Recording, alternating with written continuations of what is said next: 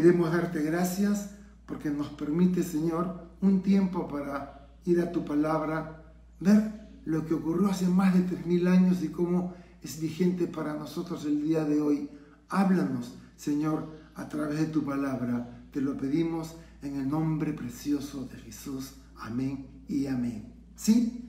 3000 años entre el pasaje de hoy día, segunda de Samuel, capítulos 16 y 17, y el siglo XXI.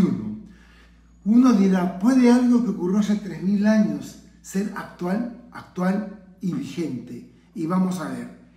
Yo he titulado a la enseñanza de estos dos capítulos, 16 y 17, lo he llamado Estrategias de Defensa.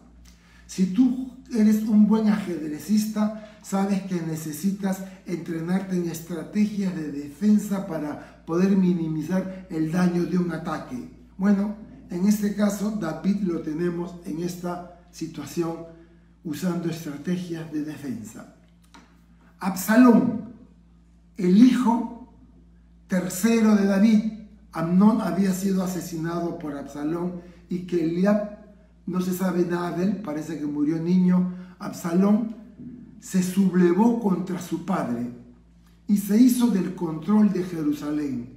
David, porque no quiere enfrentarlo a Absalón y no quiere que haya derramamiento de sangre, huye. Pero antes de arrancar el estudio 16-17, quiero recordarles algunos nombres de algunos personajes. Primero, tenemos a dos consejeros personales del rey David, Ahitofel, que la Biblia dice que su consejo era como el oráculo de Dios, de lo acertado que era, y Husai. Entre Husai y Ahitofel había sido amigo íntimo de David, pero ahora Ahitofel se ha plegado a Absalón. La razón del encono de Ahitofel hacia David es que él era el abuelo de Betsabé y se enteró que su mejor amigo, el rey, había cometido adulterio y había mandado matar a su esposo. Fue para él contundente para sublevarse contra David y encontró en Absalón una buena causa para cual castigar a David por el daño hecho. Husai era un hombre noble, se somete al consejo de David que le pide Husai: no venga conmigo, necesito a alguien que se quede en Jerusalén para que si Ahitofel da un consejo certero, tú puedas arruinar el consejo de Ahitofel. Luego tenemos dos sacerdotes, Sadoc y Abiatar, cada uno con sus hijos, Ahimás, que era de pies veloces, y Jonatán. Ellos eran los hijos de los sacerdotes Sadoc y Abiatar. Ambos salieron con el arca del pacto, se encuentran con David y David le dicen: ¿qué hacen acá?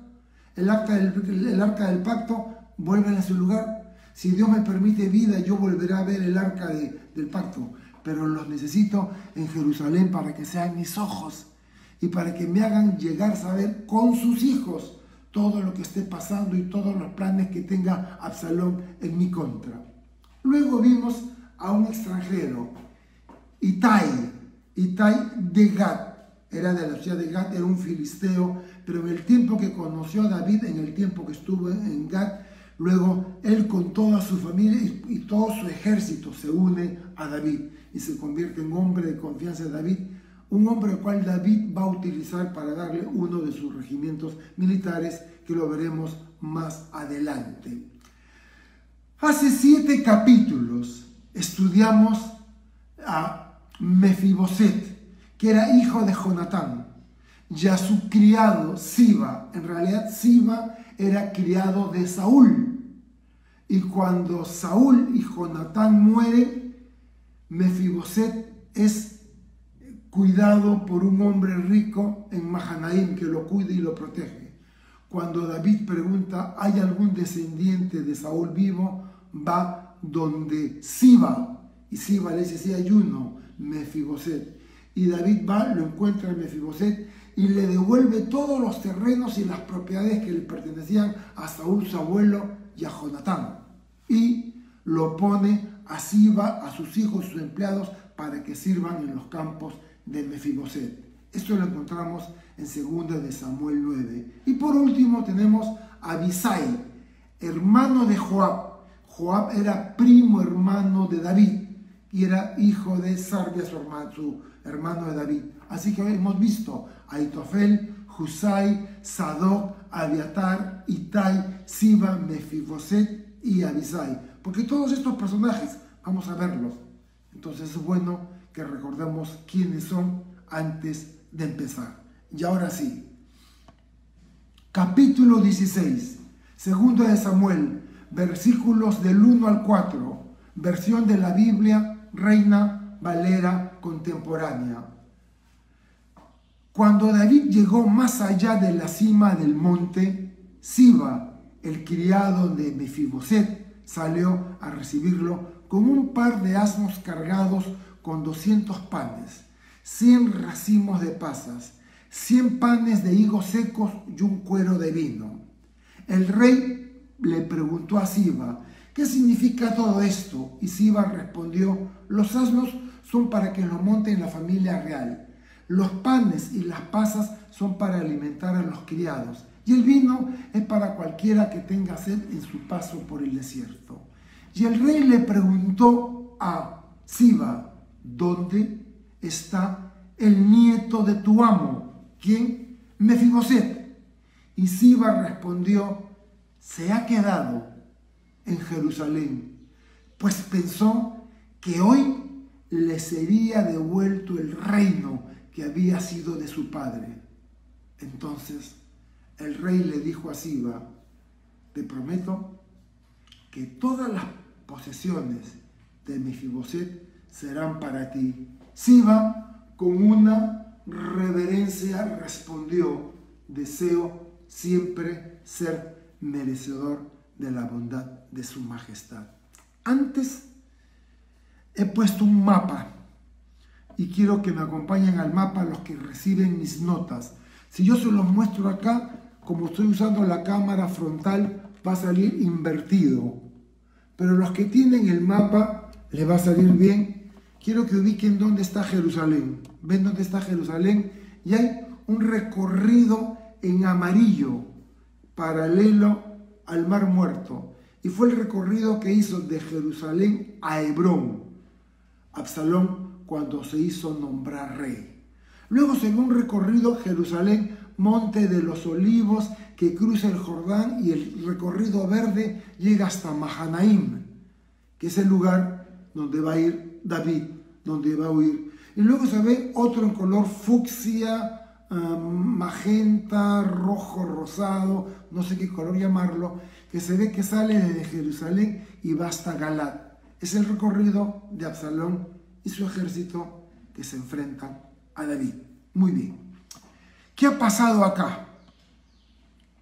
David no demoró ni un segundo su huida de la ciudad de Jerusalén. No quería ver destruida su amada ciudad. Y acababa de escapar cuando apareció Absalón con sus hombres y tomaron posesión de la ciudad. Para ellos era un éxito. Su papá, un militar aguerrido con buenos soldados, huían y ellos entraban y tomaban la ciudad sin hacer un solo disparo. Y esta buena suerte se les subió a la cabeza. Se sintieron superiores, vencedores, y eso va a jugar en contra de Absalón y sus hombres. Ahora, David sale de Jerusalén, baja por una quebrada al torrente de Cedrón y luego sube por la ladera del Monte de los Olivos. Y aquí dice que el avance de David fue interrumpido por Siba, quien acudió bajo el pretexto de llevar provisión para el rey y los fugitivos de Absalón.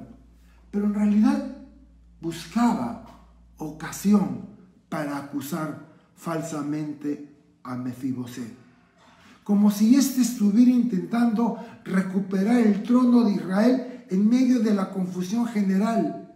¿Por qué le daría a Absalón el trono? Y Mefiboset no estaba agradecido con David, lo sacó de un lugar donde alguien lo tenía cuidando, lo llevó a su palacio, le dio de comer, le dio tierras, lo trató como a uno de sus hijos. No tiene sentido, no hay ninguna explicación lógica y razonable para entender que Mefiboset podría hacer eso. Veremos más adelante que Mefiboset le dijo a Siba: carga 2 asnos con comida y provisiones y carga un asno para mí. Pero Mefiboset solo cargó los 2 asnos y se fue. Inventó todo este cuento. Así que nos quedamos estupefactos, porque era improbable que Mefiboset, a través de los cuidados y bondades de David, pudiera haber actuado así. Pero David comete un error. ¿Y cuál es? Tomar una decisión basado en el testimonio de una de las partes. David solo había escuchado a Siba. Siba lo que quería era dejar a Mefiboset mal y recobrar los terrenos que él se había apoderado. Y ahora David muy fácilmente, en una reacción apresurada, le otorga a Siba las propiedades de Mefiboset que él tanto deseaba. Ahora, nunca tomes decisiones importantes cuando te encuentres emocionalmente alterado. Terminarás por lamentarlo, porque si estás en el fragor de la emoción, vas a reaccionar de una manera carnal o emocional, y luego lamentarás lo que hayas dicho. David se quedó estupefacto y por lo que estaba viviendo abrió su boca otorgándole a Siba algo que no le correspondía, y nunca escuchó el otro lado. Cuando alguien venga y te diga: ¿te has enterado que fulano es así? Tú tienes que decir: no, pero voy a hablar con él y le voy a decir que tú me lo has contado. No, no le digas. No, ¿por qué me lo dijiste? Se lo voy a decir. Siempre es bueno que escuches ambos lados de cualquier discusión. Te sorprenderás de ver que las cosas no son como parece a simple vista. En Isaías, capítulo 59, versículos del 7 al 8, leemos: sus pies corren al mal, se apresuran para derramar la sangre inocente. Sus pensamientos de iniquidad, destrucción y quebrantamiento hay en sus caminos. No conocieron camino de paz, ni hay justicia en sus caminos. Sus veredas son torcidas. Cualquiera que por ellas fuere no conocerá paz. Y así eran los caminos tortuosos de Siba. Capítulo 16, versículos del 5 al 8. David siguió su camino y llegó a un lugar llamado Bahurim. Allí salió a su encuentro Simei, hijo de Gera, de la familia de Saúl. Al ver a David, lo maldijo, arrojó piedras contra él y sus siervos.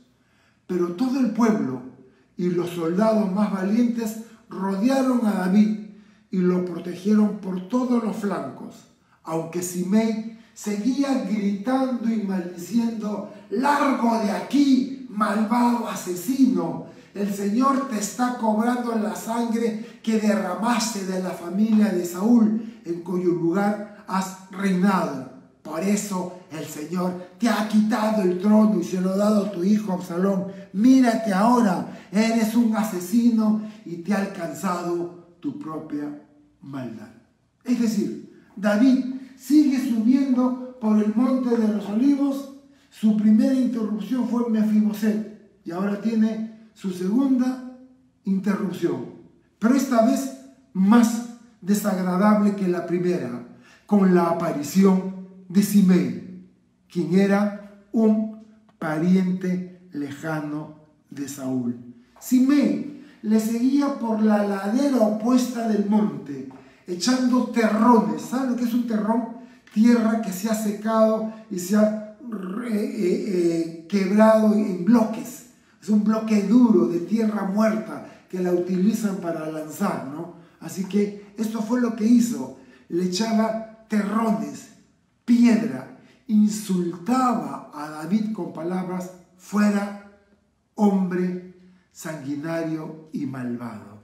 Pero me llamó profundamente la atención el hecho que Simei lo acusara de ser un hombre sanguinario.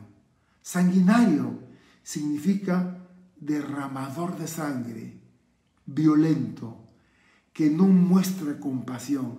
Yo jamás le lanzaría piedras a una persona así, a una persona sanguinaria.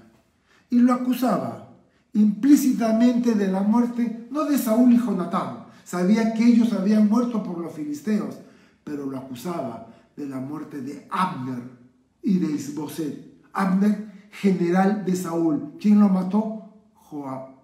Isboset, hijo de Saúl. ¿Quién lo mató? 2 de sus guardias. ¿Qué hizo David con estos guardias? Los mandó matar por haber derramado sangre inocente. Y David lloró por la muerte de Abner y de Isboset. Él no era culpable. En el Salmo 51:14 leemos, ¿se acuerdan? Salmo 51, salmo que escribió David cuando se dio cuenta de lo horrible de su pecado y se arrepintió después de haber cometido adulterio con Betsabé, y escribe el salmo más hermoso de arrepentimiento, Salmo 51.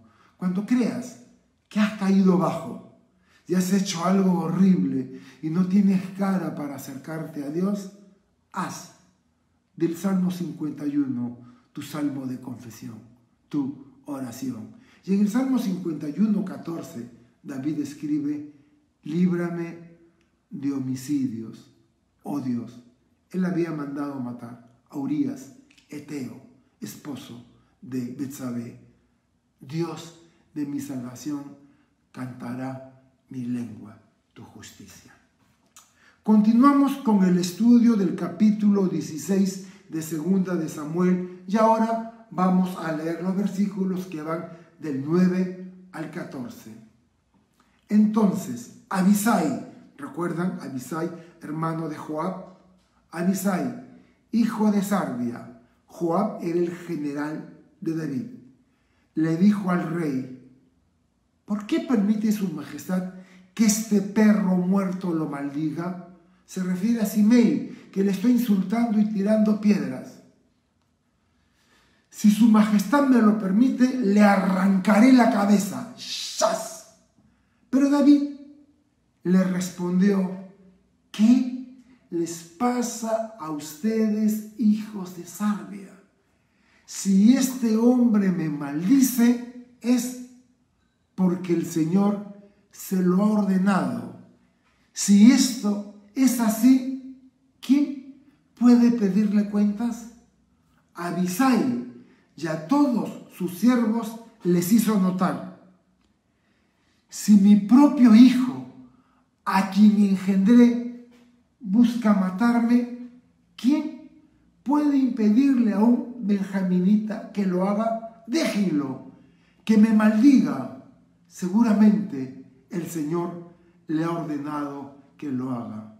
Pero tal vez el Señor vea mi aflicción y convierta en bendición las maldiciones que hoy recibo.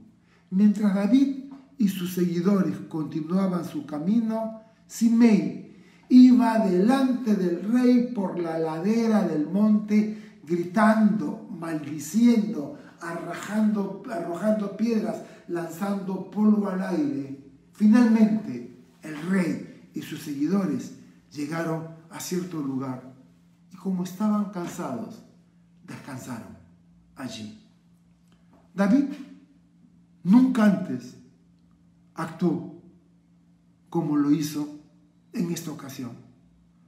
Comprendió que todo lo que le había sobrevenido era de parte de Dios y no deseaba la ayuda de sus hombres ni la liberación humana, sino la misericordia de Dios.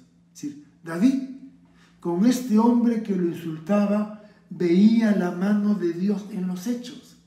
Y él no se fijó en el hombre. Quiso creer que era Dios quien lo permitía y que esto lo haría a él más humilde. Por eso desea no que sus hombres lo liberen, sino que Dios le muestre misericordia. Ojalá hubiese retenido para siempre este mismo espíritu como en esta hora de su más profunda humillación. No lo hizo, lo veremos más adelante. Esta cuota de humildad necesaria para David es algo que nosotros también deberíamos aceptar en nuestras vidas como creyentes. La humildad es buena, hace que tu orgullo no se levante. La esposa del pastor Chuck Smith, Kay, le solía decir a las esposas de los pastores en las conferencias que ellas tenían que tener una aguja o un alfiler, y cuando sus esposos se inflaran como globos de orgullo, que les reventaran el globo. Y es bueno ser humilde. Es bueno que la gente nos rechace, que se burlen porque somos creyentes, o que nos digan otra vez me vas a hablar de Dios, porque nos encontramos en buena compañía. De la misma manera se burlaron también del Señor Jesús. El incidente pasó. David lo enfrentó con humildad y lo dejó ir. Y a veces un sentimiento profundo de culpa se convierte en una obsesión y se vuelve en una fuente de debilidad moral y tropiezo. Vean, todos hemos cometido errores en nuestra vida, pero no puede dejar que un error del pasado o que un pecado confesado se convierta en un lastre que no te permita ser usado por el Señor. Me encanta lo que Pablo escribe en Filipenses 3, versos del 13 al 14. Y vamos a leerlos. Pablo dice: hermanos, yo mismo no pretendo haberlo ya alcanzado, pero una cosa hago, olvidando lo que queda atrás y extendiéndome hacia lo que está adelante, prosigo a la meta, al premio del supremo llamamiento de Dios en Cristo Jesús. Volvemos al capítulo 16, vamos a ver los versículos del 15 al 19. Ese día Absalón y todos sus hombres entraron a Jerusalén, y con ellos entró Ahitofel, el consejero más sabio de David, que se había unido a Absalón. Cuando Usai, el arquita, que era amigo de David, vio a Absalón, fue a su encuentro y lo saludó gritando: ¡viva el rey! ¡Viva el rey! Y cuando Absalón vio quién gritaba, le dijo: así es como agradeces la amistad de mi padre, ¿por qué no te fuiste con él? Usai respondió: soy fiel al Señor, y a quien él y su pueblo elija. Por eso decidí quedarme contigo. ¿A quién debo servir sino a ti? Tú eres su hijo, y te serviré como antes serviré a tu padre. David había huido y acababa de escapar cuando Absalón y sus hombres tomaron la ciudad. Usai fue uno de los primeros en saludarlo Y había un matiz de confianza orgullosa en el modo en que Absalón recibió al antiguo consejero de su padre. Lo recrimina, pero Husai aduló su vanidad. Y Absalón quedó satisfecho y fue considerado entre uno de los consejeros del usurpador. Me encanta la manera de hablar de Husai, el dominio que tiene de la lengua hebrea en este caso, y la manera casi literal o literaria en la que describe pasajes vívidos que Absalón se lo imagina. Presten atención a la respuesta de Husai. Sabe usar muy bien cada una de las palabras. ¡Viva el rey! ¡Viva el rey! ¿Quién es el rey? ¿Absalón o David? ¡Viva el rey! ¡Viva el rey! Es David. Absalón cree que es él. Aquel a quien eligiere Jehová, este pueblo y todos los varones de Israel, de aquel seré yo y con él me quedaré. ¿A quién eligió Dios como rey de Israel? ¿A quién aceptó el pueblo como rey de Israel? ¿A quién? Y él dice, de aquel seré yo y con él me quedaré. ¿De quién está hablando? ¿De Absalón? No, de David.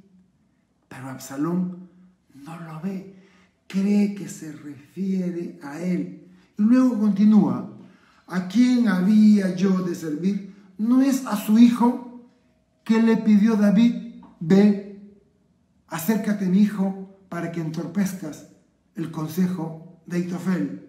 ¿No es a su hijo?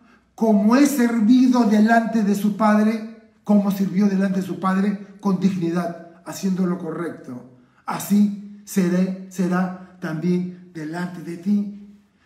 ¿Quién es el rey elegido por Dios y aceptado por Israel? ¿A quién está sirviendo Husai finalmente?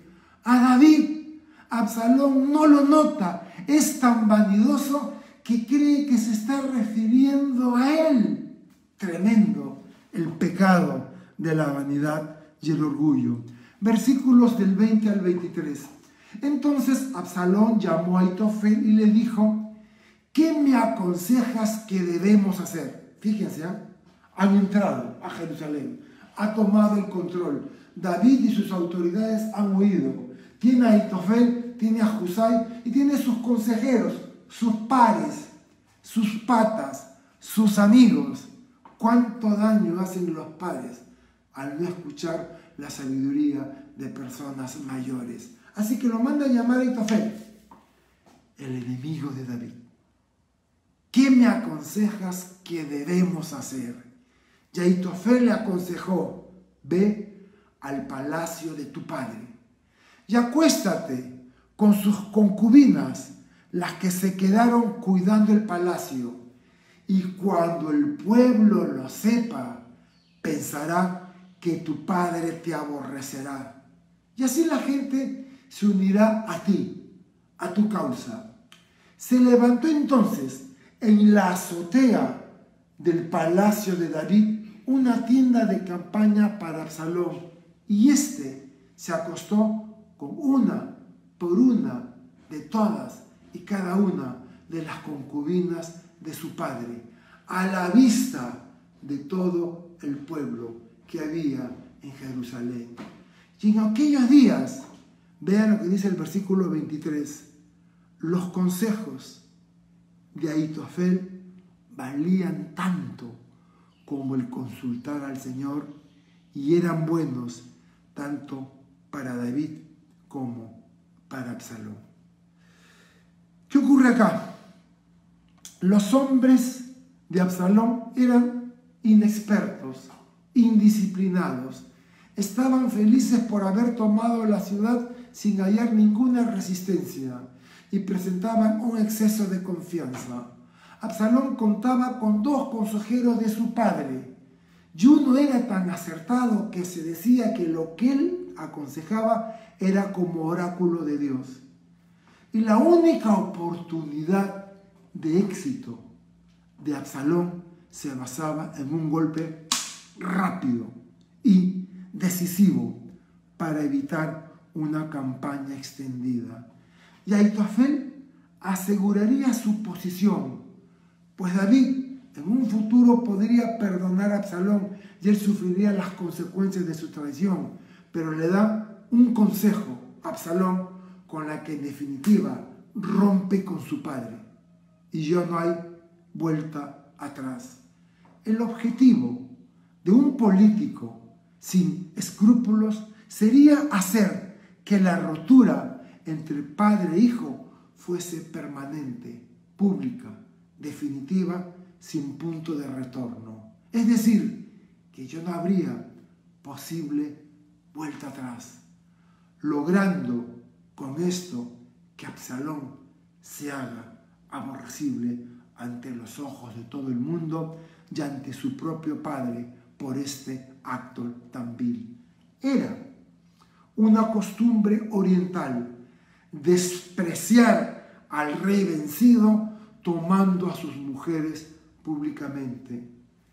Y recordaremos el juicio predicho por el profeta Natán sobre David en 2 de Samuel, capítulo 12, versículos 11 y 12.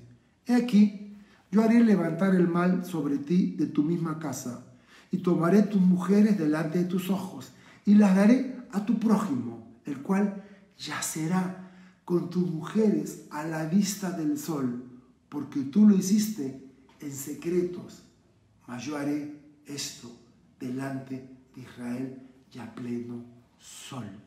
Ya está consumado la ruptura entre padre e hijo. Absalón ha humillado la imagen de su padre al haber tomado sus concubinas. Ya no hay vuelta atrás, ya no es posible ninguna reconciliación, solo queda la guerra, el enfrentamiento. Y esto era lo que quería Ahitofel. Y este consejo, vamos a verlo más adelante en el capítulo 17, que era el correcto. Este era el consejo que lo iba a ayudar a Absalón a alcanzar la victoria. Pero vamos a ver qué pasa. Capítulo 17, versículos del 1 al 4. Entonces, Ahitofel continúa y le da el plan de ataque, la estrategia con la cual van a derrumbar y tomar a David. Ahitofel habló con Absalón y le dijo: voy a escoger a 12,000 soldados. Esta misma noche iré en persecución de David. Caeré sobre él ahora que está cansado y sin fuerzas. Lo atemorizaré, y cuando huyan los soldados que lo siguen y el rey se quede solo, lo mataré. Así haré que todo el pueblo se vuelva a ti. Cuando lo hagan, vivirán en paz, pues comprenderán que tú solo quieres la vida del rey. Y este consejo le pareció bien a Absalón y a todos los ancianos de Israel. Pero quiero que noten algo en este consejo. Quiero que noten los verbos: voy, caeré, atemorizaré, mataré, haré. ¿Quién? Ahitofel. ¿Quién se lleva la gloria de derrotar a David? Ahitofel. Pero les pareció bueno el consejo. Ahitofel propuso seleccionar 12,000 hombres. Él calculó, con 12,000 es suficiente, y hacer una marcha rápida y sorprender a David y a sus seguidores aquella misma noche, cuando estaban con la moral baja, cuando estaban desmoralizados, cuando estaban tristes, cuando estaban débiles, cuando estaban cansados. El plan era genial. Noten, ya les dije, los verbos. El que tiene rol protagónico es Ahitofel. Ahitofel lo toma personalmente. Él quiere vengarse de David. Si este consejo hubiese sido escuchado, hubiera resultado en la ruina de David. Y más adelante leemos que el consejo era el acertado para destruir a David. En el 17:14 es que el Señor había decidido frustrar el acertado consejo de Ahitofel para preparar la caída de Absalón. Pero había un poder más elevado que la sabiduría del famoso Ahitofel, el gilonita. Un poder más elevado que guiaba los acontecimientos. Y aunque Absalón pudo seguir el vil consejo de Ahitofel, con lo cual no incurría en ningún peligro inmediato contra él y sus hombres y no era ninguna amenaza para su reino, Ahitofel se retiró de la presencia del rey, seguro que su consejo, por ser certero, sería cumplido inmediatamente, pero pronto sería decepcionado. Y aunque el consejo de Ahitofel fue aceptado inmediatamente, Absalón, por el Espíritu Santo, creyó plausible escuchar una segunda opinión. Y esta era la estrategia de David, entorpecer el buen consejo que Ahitofel podía darle a Absalón. Y para eso necesitaba uno de los suyos dentro, en la resistencia contra Absalón para arruinar el plan de Ahitofel. Y acá está, versículos del 5 al 10, como me gusta, me parece una película. Cuando Absalón sugirió llamar a Husai, el arquita, para conocer su opinión. Y cuando Husai se presentó ante Absalón, este le dijo: Ahitofel me ha dado este consejo. ¿Qué opinas? ¿Debemos seguir su consejo o no? Y Husai respondió: no te conviene seguir el consejo de Ahitofel. Tú conoces a tu padre, y por supuesto que lo conocía, era su hijo. Sabes que sus soldados son los más valientes y que su estado de ánimo está herido y busca la venganza. Él se imagina a su padre furioso buscando la venganza. Es como una osa que ha perdido sus cachorros. Todos los guardaparques, los guardabosques, en lugar donde hay osos, te dicen: si ves a una osa con sus osesnos, huye, porque no hay nada más peligroso que una osa furiosa ante el peligro de sus osesnos. Y aquel grafica David como una osa que ha perdido a sus cachorros furiosa. Me imagino a Absalón escuchando el relato de Husai. No puede ser. Tú conoces a tu padre, le dice. Sabes también que tu padre es un guerrero, que él no va a pasar la noche con el ejército, con sus hombres. Él es muy inteligente. Tal vez esté escondido en alguna cueva o en algún otro lugar.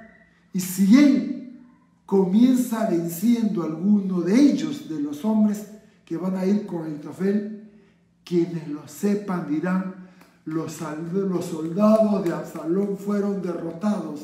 Entonces, hasta el soldado más valiente y bravo, como león, se llenará de temor, pues todo el pueblo sabe que tu padre es un valiente y sabe también que sus hombres son gente aguerrida.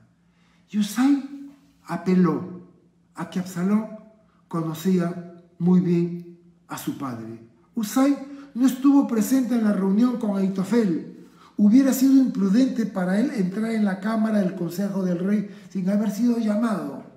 Pero increíblemente es Absalón quien le pide consejo. Ahora, fuera del muro de la ciudad esperaban los dos jóvenes, hijos de Sadoc y Abiatar, Jonatán y Ahimaas, listos para llevar noticias a David. Husay fue llamado, se le consultó la propuesta de Ahitofel y le fue fácil al anciano consejero de David inventar dificultades y peligros ante una persona tan inexperta e indecisa como Absalón. Hizo uso de la adulación ilimitada para desviar el camino a una persona tan vana. Solo con unas palabras de Absalón, todo Israel se le uniría. Noten quién tiene el rol protagónico y el uso que hace Husay de los refranes. La osa, cuentos con los que logra encandilar y asustar a Absalón. David ya no era ese valiente guerrero, era un viejo, derrotado, herido en su orgullo, en su hombría.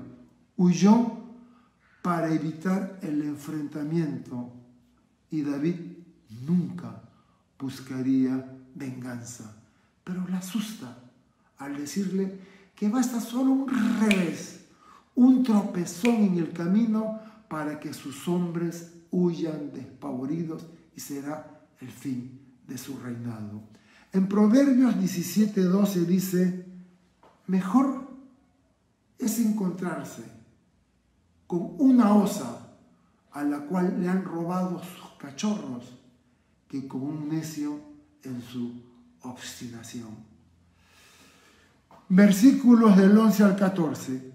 Lo primero que hace Husay es demoler el plan perfecto y certero de Ahitofel. Con ese plan, Absalón ganaba y le hubiera quitado la vida a su padre. Pero ahora vean el plan que concibe Husay y cómo apela a la vanidad de este muchacho inexperto. Yo te sugiero que reúnas a todo el ejército de Israel desde Dan hasta Berseba, que formen una multitud incontable como la arena del mar, que tú dirijas a la batalla. ¿Quién está yendo a la batalla? Absalón. ¿Cómo está yendo? Como una multitud. ¿Qué tan grande? Como la arena del mar. Y la vanidad de Absalón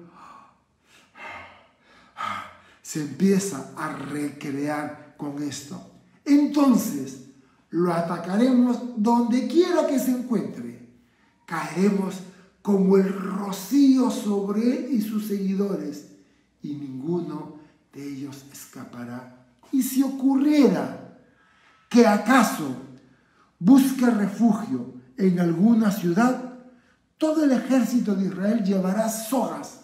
Destruiremos la ciudad y arrastraremos las piedras hasta el río para que no quede una sola en su lugar. Absalón, sus hombres, consideraron que el consejo de Husay el arquita era más atinado que el de Ahitofel. Es que el Señor había decidido frustrar el acertado consejo de Ahitofel para preparar la caída de Absalón. Husay está comprando tiempo para darle chance a David y a sus hombres para descansar y reorganizarse. Le pinta otro cuadro de las multitudes como la arena del mar respondiendo al llamado de su pseudo rey. Sugiero que tú y solamente tú dirijas a tus huestes invencibles a la batalla.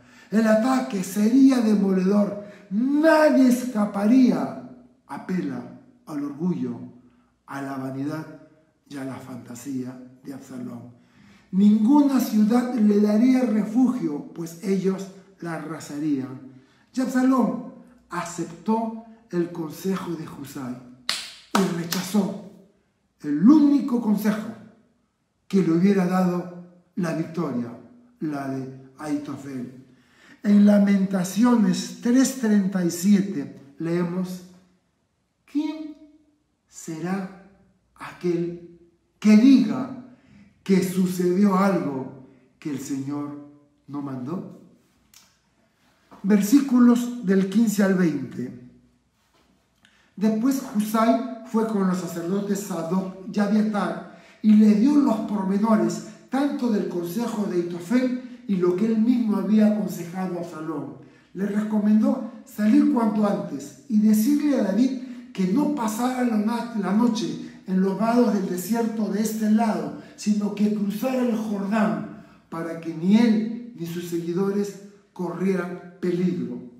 Y mientras tanto, Jonatán y Ahimás estaban escondidos cerca de la fuente de Rogel y, como no podían mostrarse entrando en la ciudad, una criada fue y les avisó lo que pasaba.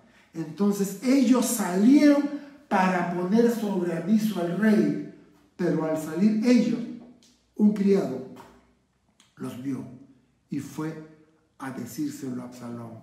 Así que ellos se dieron prisa y en su fuga llegaron a la casa de un campesino en Bahurim, la cual tenía un pozo en el patio. Allí se escondieron. La esposa de ese hombre sacó una manta y la extendió sobre la boca del pozo. Sin que nadie lo supiera, colocó encima trigo que habían trillado. Y cuando llegaron los hombres de Absalón, preguntaron: ¿dónde están Ahimás y Jonatán? La mujer dijo: ya han cruzado los vados del Jordán. De todos modos, los buscaron. Y como no los hallaron, regresaron a Jerusalén. Tanto Ahimás como Jonatán habían quedado en una villa en las afueras de Jerusalén. De haber entrado, Absalón los hubiera podido enrolar en su ejército y hubiera sido para ellos formar parte de la resistencia, la red que preparó David para enfrentar y enterarse de las tramas de Absalón. Tal como lo organizaron, el mensaje llegó a los dos jóvenes por medio de una criada y ellos partieron velozmente. Pero se dieron vuelta atrás y notaron que eran perseguidos. Entonces ellos lograron esconderse en el pozo de una casa en Bahurim y no los hallaron. En Proverbios 6, versículos 4 o 5 leemos: no des sueño a tus ojos, ni a tus párpados adormecimiento. Escápate como gacela de la mano del cazador y como ave de la mano del que arma lazos. Cuídate, protégete, no seas necio. Son tiempos peligrosos. Este esfuerzo lo vale. El mensaje completo debía llegar a David, pues no se sabía lo que una persona tan inestable como Absalón podía reaccionar. Y noten, y acá me gusta, dos mujeres anónimas juegan un rol decisivo en el éxito de esta empresa. La criada del sacerdote y la esposa del campesino. Ambas valientemente ponen su vida en riesgo para ayudar la causa del rey. ¿Y cuántas mujeres anónimas se encuentran detrás de la causa de grandes hombres? Ellas quedaron en el anonimato, pero nada hubiera podido suceder sin su valiosa cooperación. Versículos del 21 al 23. En cuanto aquellos hombres se fueron, Ahimás y Jonatán salieron del pozo y corrieron a decirle al rey David: vamos, dense prisa para cruzar el Jordán. Ahitofel ha dado a Absalón un consejo contra ustedes. Entonces David y todos sus hombres fieles se apresuraron a cruzar el Jordán antes de que amaneciera, y no hubo uno solo que no cruzara el río. Cuando Ahitofel se dio cuenta de que no se había seguido su consejo, preparó su asno, salió de Jerusalén para irse a su ciudad, y cuando llegó a su casa la puso en orden, y luego fue y se ahorcó. Así fue como murió. Lo enterraron en el sepulcro de su padre. El mensaje llegó a David, alcanzó a ponerse a buen recaudo. Y hay una gran diferencia entre cruzar el río con calma que hacerlo en medio de una persecución. Y aquí ocurre el punto de inflexión que llevaría a David a la victoria.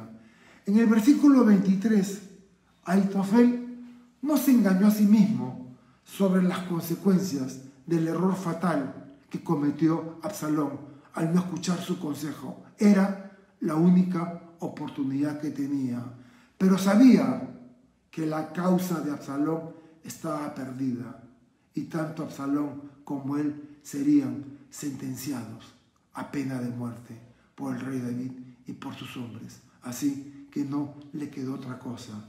Ahitofel puso en orden las cosas de su casa. Eso es lo correcto. Dejar todo, no tienes por qué dejar toda la carga a los que se quedan. Él puso en orden su casa y luego se ahorcó equivocado. Solo a manera de curiosidad les cuento que en la Biblia de Génesis a Apocalipsis aparecen 7 suicidios. Abimelech en Jueces 9, aunque fue un suicidio asistido, le tiran una piedra desde una muralla, queda mal herido y le dice a un hombre: mátame, no quiero que se diga que mató a una mujer, hazlo. Sansón en Jueces 16, se mató él con todos los filisteos que habían en ese templo.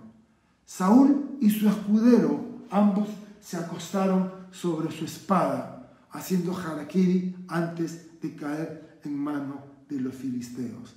Ahitofel es el que sigue. Zimri, en Primera de Reyes 16, se quemó él en su palacio con él adentro. Jamás había ese tipo, es una locura. Y por último, en el Nuevo Testamento, en Mateo 27, Judas. Fue Judas y se ahorcó. Abimelech, Sansón, Saúl, su escudero, Ahitofel, Zimri y Judas. Son las 7 personas que se suicidan en la Biblia. ¿Cómo fue que el encono, el odio y el deseo de vengarse terminó destruyendo a Ahitofel? En Hebreos 12:15 leemos algo interesante. Hebreos 12:15. Mire bien, no sea que alguno de ustedes deje de alcanzar la gracia de Dios, que brotando alguna raíz de amargura los estorbe y por ellas muchos sean contaminados. Cuidado con la raíz de amargura, cuidado con el rencor, cuidado con la envidia, cuidado con la falta de perdón. ¿Sabes? La vida es muy corta y estos tiempos no son seguros. Pon en orden tu casa, reconcíliate, arregla las cosas con tus hijos, con tus hermanas, arregla las cosas ahora que puedes hacerlo. Muy bien, versículos del 24 al 26, y es el penúltimo pasaje. David llegó a Mahanaim mientras Absalón cruzaba el Jordán con todos sus seguidores israelitas. Y en lugar de Joab, Absalón puso como jefe de su ejército a Amasa, hijo de Itra de Israel. Itra había tenido relaciones con Abigail, que era hija de Nahas, hermana de Sarvi y madre de Joab. Después de cruzar el Jordán, Absalón acampó en las tierras de Galad con los israelitas que lo acompañaban. La revolución de Absalón se convirtió en guerra civil. David y sus fuerzas retrocedieron y se escondieron en Mahanaim, una ciudad fuerte, en una región montañosa, con población guerrera y amistosa hacia David. Mahanaim había sido la ciudad donde Isboset había reinado en Israel. Cuando Saúl murió, Abner lo puso como rey ahí en Mahanaim. Y Amasa, el nuevo general, llamado por Absalón como general de ese ejército, resultó ser un sobrino segundo de Joab, un sobrino lejano, pues era hijo de su prima. Y Amasa, después de la muerte de Absalón, reemplazaría a Joab como general del ejército de David.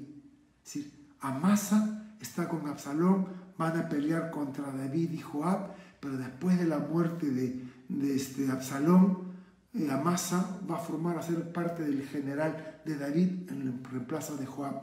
Eso lo vamos a ver más tarde, no se preocupen, todo viene a su tiempo. En 2 de Samuel 19:13 leemos cuando Amasa es hecho general del ejército de David. Asimismo diréis a Amasa: ¿no eres también hueso y carne míos? Así me haga Dios y aún me añada, si no fueras general del ejército delante de mí para siempre en lugar de Joab. Y esto lo vamos a ver dentro de 2 capítulos. Y terminamos. Versículos del 27 al 29 y estamos llegando con las justas. Cuando David llegó a Mahanaim, lo recibieron Sobi, hijo de Nahas, que era de Rabá, de Amón, Maquir, hijo de Amiel de Lodebar, y Barzilai, el galadita de Rogelín. Estos llevaron para David y sus hombres camas, tazas, vasijas, trigo, cebada, harina, grano tostada, habas, lentejas, garbanzos, miel, manteca, ovejas, queso de vaca, para que comieran, pues sabían que estaban cansados, hambrientos y sedientos por haber cruzado el desierto. En Mahanaim, los seguidores pronto se reunieron a su alrededor, mientras que los jefes, Sobi, Maquir y Barzilai, influyentes de los clanes, no solo declararon estar al favor de David, sino que le dieron suministros, cosas que necesitaba. Maquir de Lodebar era el hombre que había protegido a Mefiboset. David va y busca a Maquir y recoge a Mefiboset y lo trae con él. Así que era un buen hombre, Maquir, fue el que protegió a Mefiboset. Barzilai será invitado en los próximos capítulos por David a que vaya con él a Jerusalén. Solo sabemos de Sobi que era amonita, acaudalado y que apoyó al rey David. El Salmo 34 del 8 al 9, y aquí terminamos, dice: gusten y vean que es bueno el Señor. Dichoso el hombre que confía en Él. Teman al Señor ustedes sus santos, pues nada falta a los que le temen. Vean, quiero terminar, regálenme 2 minutos con una pequeña exhortación. La vida es corta. Los tiempos son difíciles. Y hoy día nadie tiene seguridad de qué ocurrirá en 2 meses. Recibí un mensaje del pastor Lloyd Pulley de Nueva Jersey. Estuvo acá en noviembre del 2019 para la conferencia y me pedía si podía ayudar a una pareja que toda la familia estaba con COVID. Bueno, yo desde mi lado dije, ¿qué puedo hacer yo? Pero igual me contacto con la familia, me pongo a su servicio, digo, además de oración, necesitan algo más. Hicieron un requerimiento que gracias a Dios era posible para mí hacerlo. Así que todo ha ido en buen camino. Pero este hombre, joven, se encuentra en la Villa Panamericana, con baja saturación. Fíjense, le dije hombre y joven. Y eso está ocurriendo ahora. Son jóvenes. Pero el problema no es solo que sean jóvenes, sino que si llegan personas que necesitan de una cama de cuidados intensivos, no hay esa cama. Hace poco recibí un WhatsApp, 2 mensajes de estas personas negacionistas, qué barbaridad, que han cerrado, que es mentira, que no hay que hacer caso a la cuarentena. Y yo le pregunto a esta mujer que me manda los mensajes, y dime, ¿qué solución tienen para la emergencia sanitaria? Que no hay camas UCI. Un amigo de la juventud, pastor, falleció la semana pasada. Aunque alcanzó una cama UCI, los 3 días que estuvo esperando esa cama UCI le produjeron un daño irreversible. Mi amigo hoy está en la presencia del Señor. ¿Y por qué te digo esto? Porque la vida es corta y nadie conoce si viviremos el día de mañana. Y en este momento tú me estás escuchando y a lo mejor ni sabes que ya estás contagiado, pero aún la enfermedad no se ha hecho presente. Y con esto te quiero decir que si esta vida es corta y si estos tiempos son difíciles, escoge vivirlos bien. Perdona, da amor, sirve, muéstrate misericordioso, otorga a la gente la sombra de la duda si crees que mal te han hecho. Yo no sé qué va a pasar en los próximos 2 o 3 años, pero sé que la vida no será igual. Yo ya no hago planes, pero sé que mientras Dios me dé vida y mientras me dé la fuerza y los pulmones para seguir enseñando su palabra, lo voy a hacer. David huyó porque no quería enfrentar a su hijo, pero eso no solucionó nada.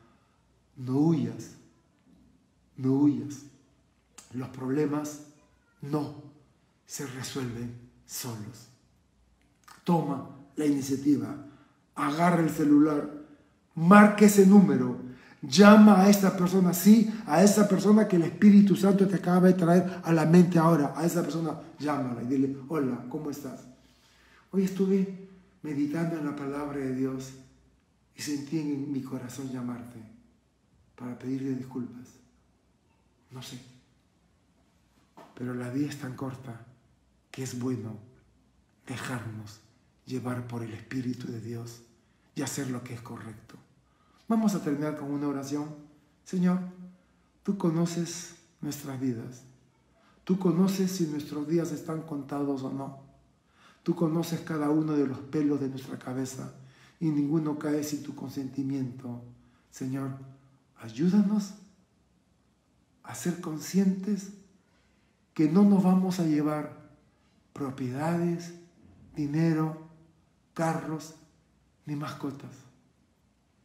Que a los únicos que podemos influir para que vayan a tu presencia son personas con nombre y con apellido. Y estos tiempos son difíciles. Danos sabiduría para alcanzarlos. Todo esto te lo pedimos en el nombre de tu Hijo Jesús. Amén y amén.